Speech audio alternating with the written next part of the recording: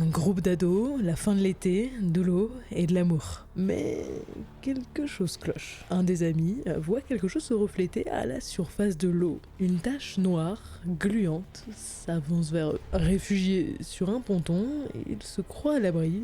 À tort. Une des filles touche la tache, aussitôt inspirée, elle lutte, crie à l'aide, sa chair se dissout sous le regard impuissant de ses amis, jusqu'à ce qu'il ne reste plus que de la bouillie. La tache va tous les avaler dans d'atroces souffrances, un à un. Si les ados avaient été attentifs, ils auraient pourtant vu le panneau « Baignade interdite » à l'entrée du lac. Ah, arrête, mais c'est horrible ton histoire. Mais attends, ça vient d'un film? Ça me dit rien. Presque, c'est un segment de l'anthologie Creepshow 2. Mais surtout, c'est adapté d'une nouvelle de Stephen King. On parle rarement de court-métrage sur cette chaîne, mais je trouvais que ça collait bien au sujet. Faut dire, t'as l'embarras du choix. Des lieux où il ne faut pas se baigner, il y en a plein. Et ils ont parfois marqué l'histoire du cinéma. Super original, laisse-moi deviner, tu vas parler des Dents de la Mer? Il a traumatisé toute une génération, donnant une réputation catastrophique à sa star principale. Alors, on le rappelle, les attaques sont rares. En 2024, 88 morsures, dont plus de la moitié accidentelles, et seulement 4 fatales. Dans le film de Spielberg, 6 personnes se font dévorer. C'est complètement exagéré, et ça a donné naissance à toute une flopée de films, ce qu'on appelle la Sharksploitation. Pour la sortie de Shark, le mangeur d'hommes, une rumeur a fait croire à la mort d'un cascadeur. Un accident inventé de toutes pièces pour le marketing. De toute façon, aucun film n'arrive à la cheville des Dents de la Mer. Il y en a même des franchement ridicules. C'est devenu des films de monstres comme les autres, l'animal n'a plus du tout son comportement naturel. Ah, ok, il y a des pitchs qui font vraiment nanar. Prends Sous la Seine. À la veille d'une compétition de natation de Paris, des requins élisent domicile dans le fleuve. On s'en doute, ça finit en carnage et c'est hyper jouissif. Un bon nanar comme on les aime, surtout que le film est sorti sur Netflix juste avant les JO de Paris avec toute la polémique de est-ce qu'on va pouvoir se baigner dans la Seine. Les critiques françaises détestent, à l'international par contre,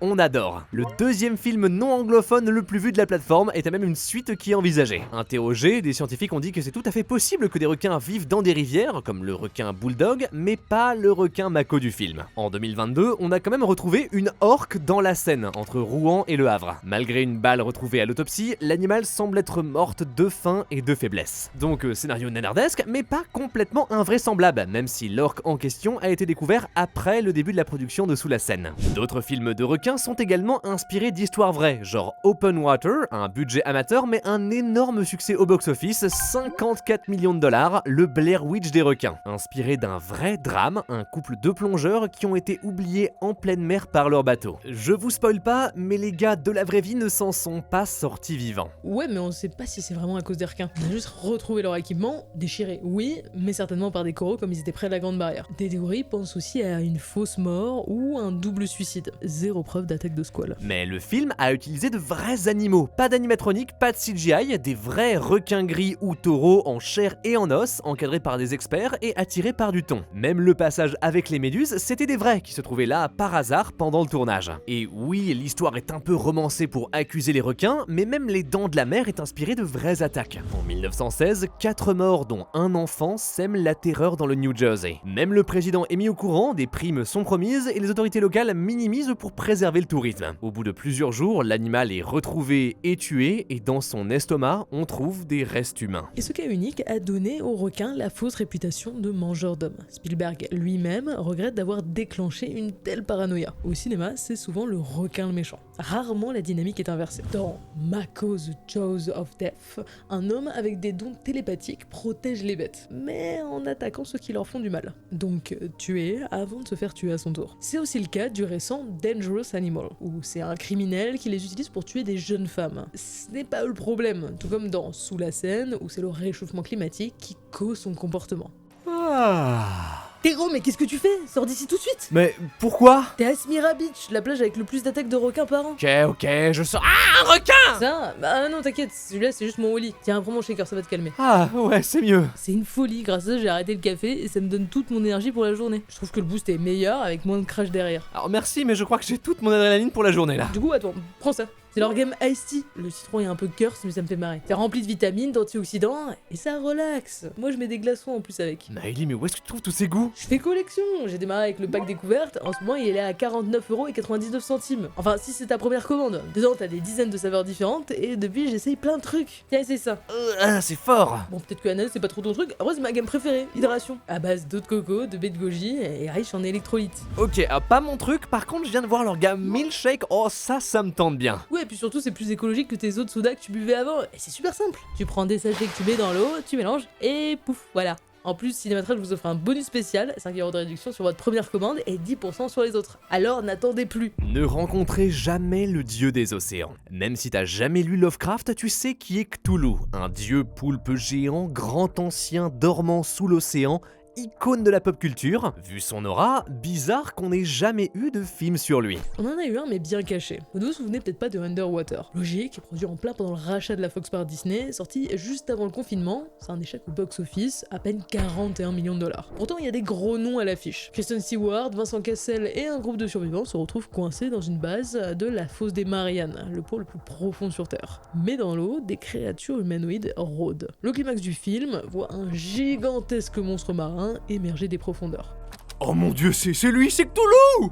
Et ça a été confirmé par le réalisateur lui-même, mais à la base, c'était pas le plan. Les créatures devaient ressembler à des calamars, et le gros monstre à une sorte de kaiju. C'est parce qu'on lui a demandé de changer parce que ça faisait pas assez peur qu'il s'est dit « Ah, on peut faire Cthulhu !» Ce qui est drôle, c'est qu'après le rachat, Disney a donné son feu vert pour la sortie, donc Mickey est techniquement pote avec un grand ancien. Enfin, il assume pas vraiment, parce que le film n'a jamais été vraiment marketé comme un film avec Cthulhu. En vrai, je trouve que ça renforce son aura. Ne pas savoir qu'il est là, ça donne une sensation d'horreur cosmique quand il émerge, qui est proche de l'univers de Lovecraft. Donc c'est l'un des seuls films où il apparaît. Enfin, plus pour très longtemps, parce que j'ai vu que James Wan, le gars de Saw et Conjuring, préparait une adaptation de la nouvelle de Lovecraft. Mais il est pas déjà sur un projet de remake de la créature du lac Noir? Oui, bon là, c'est la créature des profondeurs cinématographiques. Le dernier des Universal Monsters, petit frère de Dracula, Frankenstein et les autres. Un classique, sorti en 3D, un succès monstrueux avec 2 suites à la clé. Un groupe de scientifiques croise en pleine Amazonie une créature amphibienne préhistorique. L'idée du film aurait été pitchée à un dîner entre le producteur et Orson Welles. Un cinéaste mexicain y aurait raconté la légende d'une créature mi-homme, mi-poisson, vivant dans le fleuve Amazon, à qui on sacrifie des jeunes femmes. 2 acteurs ont joué la créature, un sur Terre, l'autre dans l'eau. Aucun n'arrivait à bien voir à travers leur masque. L'un d'entre eux a même cogné la tête de l'actrice principale, et ce qui a donné lieu à une photo mythique. D'ailleurs, parlons de ce design iconique. On n'est pas sur le charisme de Dracula ou l'aura de Frankenstein, mais le costume, il est impressionnant. Il a d'ailleurs été en partie designé par une femme, Millicent Patrick, ancienne animatrice de chez Disney.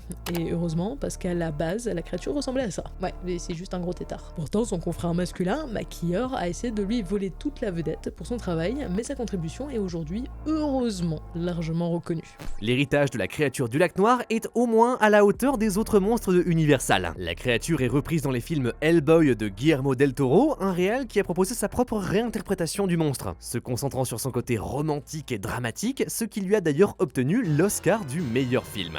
Dévoré de l'intérieur. C'est la fête du 4 juillet dans cette petite ville balnéaire des États-Unis. Concours de mangeurs de crabes, piscine, élection de la Miss annuelle, quand soudain, plusieurs personnes se mettent à vomir et d'autres ont des furoncles ou des lésions qui apparaissent sur la peau. L'hôpital local est débordé, personne ne sait ce qui se passe, la situation dégénère et les premiers morts commencent à tomber. Quelque chose les dévore de l'intérieur. Quelque chose qui était dans l'eau de la baie et qui a muté.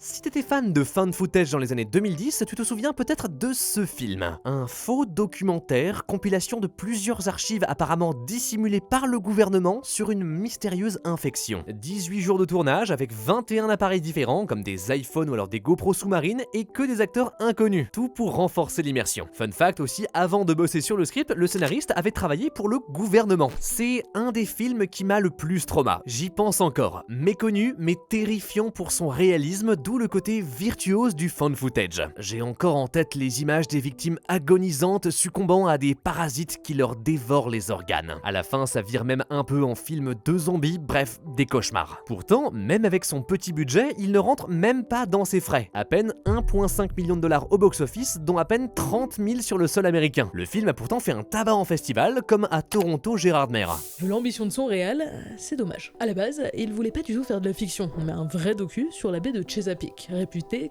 pour être extrêmement polluée. L'une des premières dead zones marines. D'après lui et plusieurs organismes, 40% de la baie serait morte due au manque d'oxygène et de luminosité. Et la plupart des causes à ça se retrouvent dans The Bay. Il voulait terrifier pour attirer l'attention sur une situation bien réelle. En vrai, la majeure partie du scénario est vraie, sauf la mutation des parasites qui sont tout de même inspirés de vraies bestioles. Les isopodes. Certains spécimens ont même été utilisés sur le tournage et ils sont vraiment réputés pour manger la langue des poissons. Les Les événements du film font aussi écho à de vrais faits divers, le Milwaukee Water Disaster. Au printemps 1993, un problème de filtrage dans le système de traitement de l'eau de la ville a entraîné la contamination de plusieurs milliers de personnes. De crampes abdominales à la diarrhée, en passant par des vomissements. Ça vous rappelle rien? Des films sur la contamination de l'eau, il y en a plein. Des plus fantastiques comme The Host où la créature est une mutation due à la pollution, on vous renvoie sur la vidéo sur le cinéma coréen, mais aussi des inspirés d'histoires vraies comme Dark Waters sur l'enquête d'un vrai avocat sur les pratiques toxiques d'une entreprise. Mais le truc vraiment terrifiant de The Bay, c'est que même une simple baignade pour te rafraîchir peut avoir des répercussions terribles quelques heures après. Alors évite de boire la tasse. Le naufrage de James Cameron. 10 927 mètres de profondeur. C'est le nouveau record de plongée en sous-marin solitaire établi en 2019 par le milliardaire Victor Vescovo. Il battait ainsi le précédent record de 2012 réalisé par James Cameron. Et oui, avant d'être réalisateur des plus grands films de ces dernières décennies, Cameron est un fan de plongée sous-marine. On pouvait s'en douter quand on voit son premier et son dernier film à l'heure de la rédaction de cette vidéo, Piranha 2 qu'il a désapprouvé et Avatar la voix de l'eau. Son but avec ce deuxième opus sur Pandora est d'ailleurs clairement affiché, émerveiller le spectateur face à une faune aquatique extraterrestre, mais très proche de la nôtre, tant par sa beauté que par sa fragilité. Il faut dire, entre les deux avatars, il a aussi produit une série documentaire sur les baleines pour National Geographic et fait trempette dans la fosse des Mariannes, pour chercher de l'inspi probablement. Pas du tout. La plongée et les fonds marins, c'est une passion d'enfance pour Cameron. Il était fasciné par les aventures du commandant Cousteau. Il s'est mis à la plongée dès 17 ans et confie volontiers qu'il préfère ça à la réalisation. C'est parce qu'il était fasciné par les épaves de bateaux et qu'il a vu plus de 30 fois celle du Titanic qu'il aime dire qu'il y a passé plus de temps que le vrai capitaine du navire. Et ces explorations ont même aidé à mieux comprendre le naufrage. C'est pour tout ça qu'il a décidé d'en faire un film. Évidemment pas pour les beaux yeux de Leonardo DiCaprio. Dès son entrée à l'université, il avait aussi l'idée d'un scénario se déroulant dans les profondeurs. Son 2001 Odyssée de l'espace, mais sous l'eau. Parce que quand on est James Cameron, on fait pas les choses à moitié et on a un ego de la taille de notre box-office en fait. Sauf que cette fois, ça ne va pas se passer comme prévu, parce que ce projet de cœur, il va le faire jusqu'au bout avec Abyss. Et ça a non seulement été un échec au box-office, mais surtout le tournage a été un naufrage. En vrai, il aurait dû le voir venir, son sens du réalisme pousse Cameron à chercher un studio où tourner à 13 mètres de profondeur. Sauf qu'il n'en trouve aucun d'assez profond. Alors qu'est-ce qu'il fait? Il en fait construire un dans une ancienne centrale nucléaire. Il a fallu 5 jours pour remplir le réacteur de 28 millions de litres d'eau. Pas correctement traité, trop de chlore, ce qui fait que l'équipe de tournage, qui a dû passer un brevet de plongée, a commencé à avoir des brûlures sur la peau, les cheveux qui changent de couleur, voire qui tombent.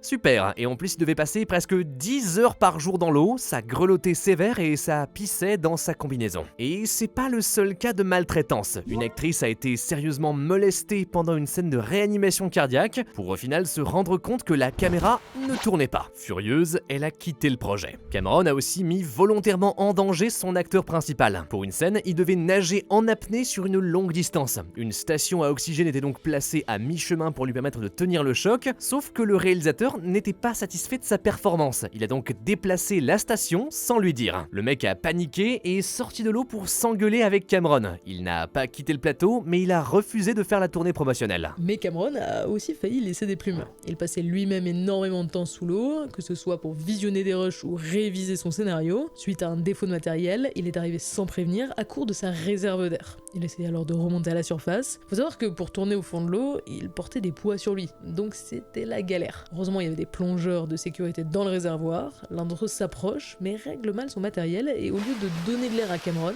il lui envoie de l'eau dans les poumons. Énervé, le réal lui colle un coup de poing dans la face. Le plongeur a été viré et son assistant réalisateur aussi, parce qu'il avait manqué de vérifier les niveaux d'oxygène. Et voilà, il paraît que l'équipe portait un t-shirt The Abuse sur le plateau, donc grosse ambiance de merde. Et les problèmes, il y en a eu plein d'autres. On avait mis des billes à la surface de l'eau et une bâche pour simuler l'obscurité des profondeurs. Elle s'envole suite à la tempête. Donc on se met à tourner de nuit.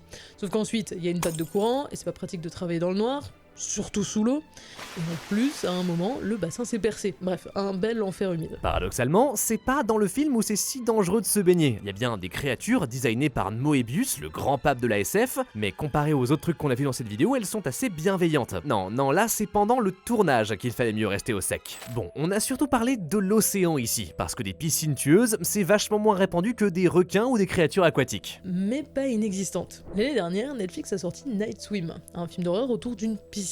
Alors, c'est pas subtil, ça multiplie les apparitions visqueuses plutôt que se reposer sur de la suggestion, comme Les Dents de la Mer par exemple, mais c'est inspiré d'un court-métrage sur YouTube réalisé par le même gars, qui lui a une peur bleue de l'eau. Et en vrai, je le comprends. Dans Substitution, sorti cette année, la piscine joue un rôle central dans le rituel démoniaque du film. Il y a aussi 12 Feet Deep, où deux sœurs se retrouvent piégées sous la bâche d'une piscine, un huis clos au concept efficace, mais pas forcément abouti.